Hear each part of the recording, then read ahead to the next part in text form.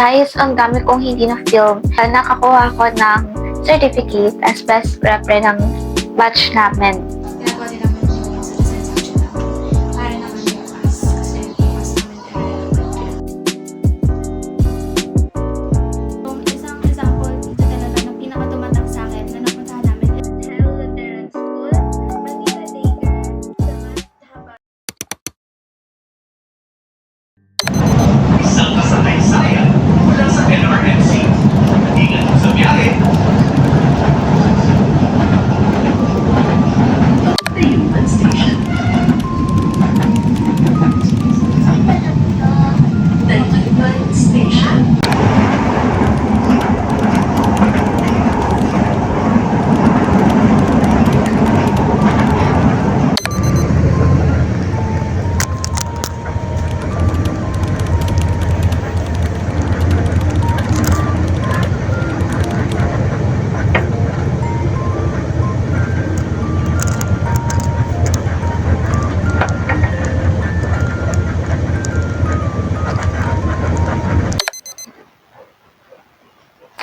Hi guys!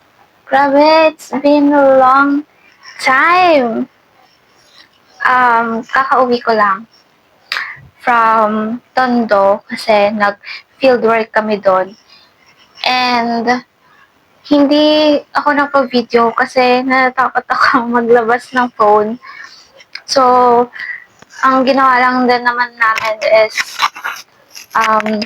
nagtingin-tingin kami ng mga schools and mga daycare, libraries. Kaya lang ang lalayo ng mga libraries. So, hindi na namin na-scope yun. Kasi may binigay lang sa amin na layo. So, ayun, hindi kami nakapunta sa mga library. Pero, nag-research kami kagabi din. So, yung mga napunta na namin is mga public school, private school, ganun. And, usually sa mga napunta namin is mga elementary school. So, parang isa lang ata yung high school na napuntahan namin. Pero, it's okay. School pa rin naman yun. And hindi rin ako nakapag-film. Guys, ang dami kong hindi na-film this week. Kasi, nagkasakit ako. So, nagkaroon ako ng trangkaso. Kaya, ayun, hindi ako naging active lately. Pero, ayun, dahil ngayon, ay tapos naman na yung mga events. So, natapos na yung general assembly namin, yung orientation, and so on, pati yung seminar. So, I think makapagpahinga kami sa part ng UAPSA. Pero, ayun, doon naman tayo sa part ng pagiging student natin. So, ayun naman, yung mga nangyari mga nakaraang araw. And, ayun, grabe sakit ang katawan ko ng nakaraan. Kaya, ayun, sobra-sobra talaga na wala akong sa mood ng nakaraang araw. Actually. So, yun guys. Ang daming ginawa and sobrang busy. And actually, naging masaya naman kahapon kasi nagpalaro kami, tapos nag-seminar kami, tapos ayun, nagkaroon ng mga parang recognition para sa mga bagong UAPSA and yung mga last term din na UAPSA members, ganun. So, nakakuha ako ng certificate kasi nagkaroon kami ng guys, nagkaroon kami ng parang kung sino yung best sa ganito ganyan in terms sa category. So, ayun, nakakuha ko ng certificate as best prepper ng batch namin. So, na year level. And hindi ko na siya mapakita sa inyo guys kasi tinabi na siya eh. Tinabi na yung certificate ko. Wala na dito. Kanina ko lang din kasi yun binigay sa kanila. And, ayun, parang tinabi na nila mama. So, ayun, pero I have picture naman nun. So, yeah. And I think may picture ako nun. Pero wala. But anyways, guys. So, ang gagawin ko lang naman ngayon, dahil maaga kami nakauwi, ang gagawin ko is floor plan ako. Also, maggagawa kami ng PPT kasi sa Saturday, sabi sa amin, mag-online class lang daw kami. Yung subject namin ngayon is continuation sa Saturday. So, sabi, online class na lang daw yon. So, yung report namin na dapat on-site, magiging online na lang. So, gagawa kami ng PPT. So, ayun na yung askasuin ko for today. And, ayun. Wala pang update sa Wattpad or anything. So, feeling ko, kailangan ko lang din talaga mag-focus sa ngayon. Sa school, syempre. So, ayun. Samahan niyo ako gumawa ng BT.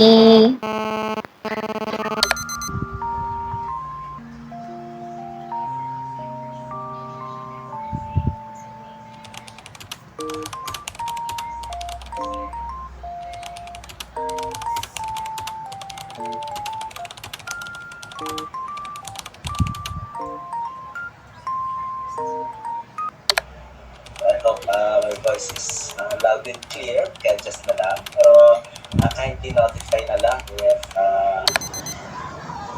I'm actually waiting for my friends to join sa Discord namin kasi may gagawin kaming plates.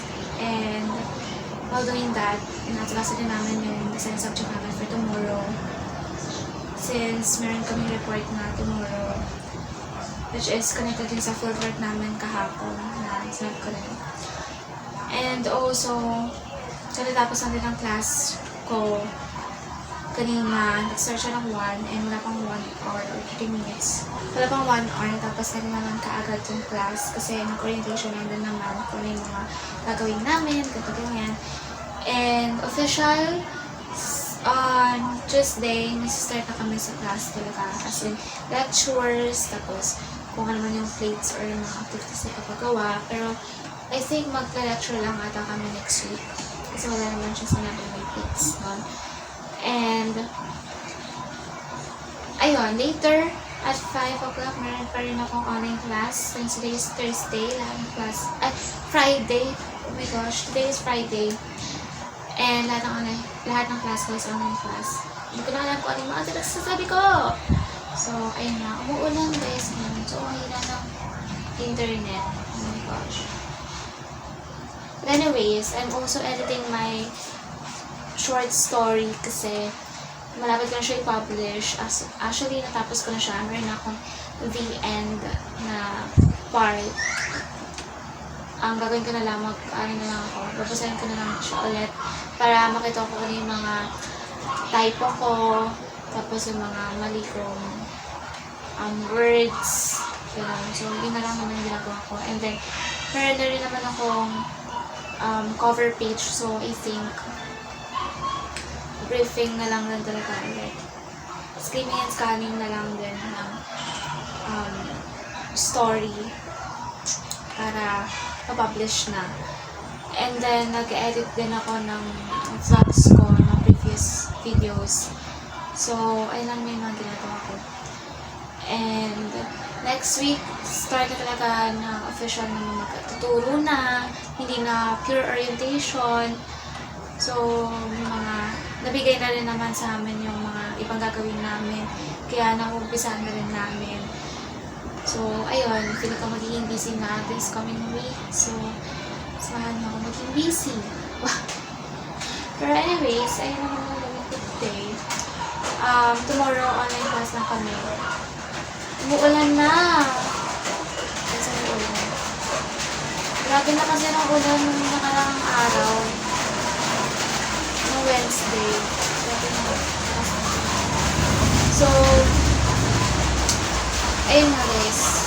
On Saturday, tomorrow, online class lang kami. Kasi may gagawin sa school. Yung nursing ata yung pero may gagawin sa campus kasi ibang program. So, hindi kami makakapasok on-site.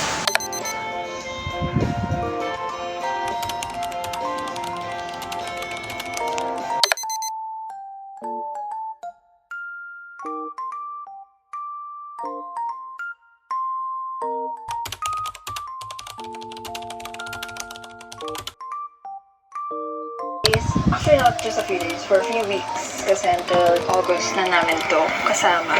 Kasama!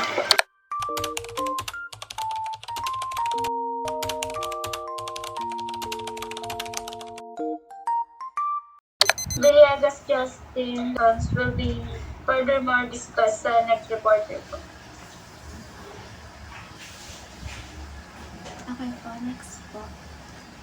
Okay, so here's our key observations. No? Meron kami 7 observation. General na sa mga napuntahan namin schools. Our first observation, no, flood-prone areas siya. So, yung sa Antonio Luna, no, may in-interview kami doon na students and mga tricycle driver na sinabi na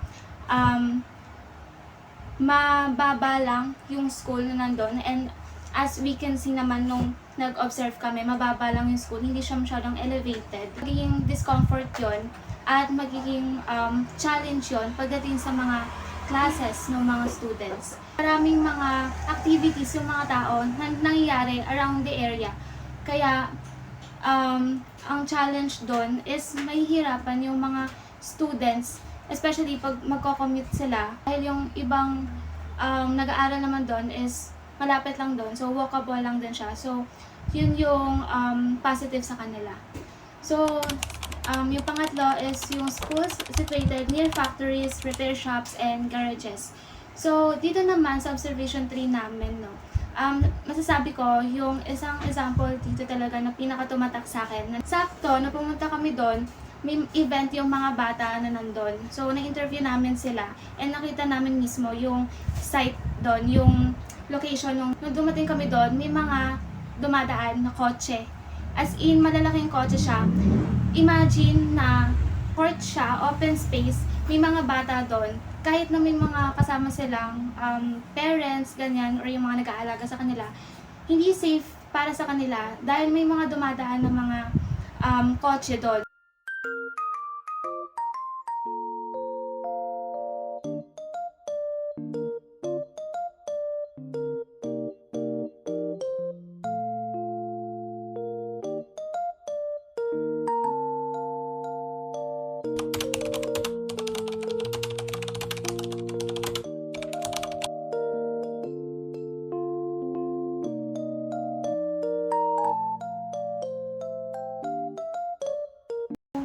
For our next slide po,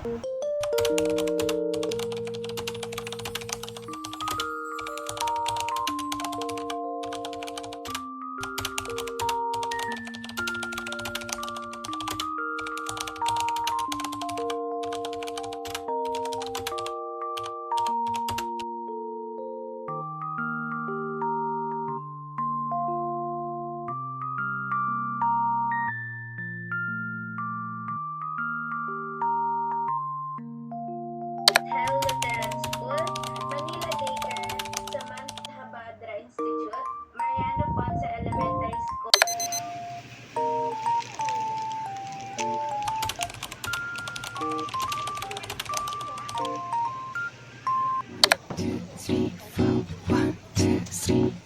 너 그래 너 요새 너 조금 이상해졌어 자꾸만 시도 때도 없이 시무룩하고 고민이 생겼니 초등학교 영어 수업 시간에 배웠었던 현재 진행형 같아 하루에 10번 내 맘이 움직여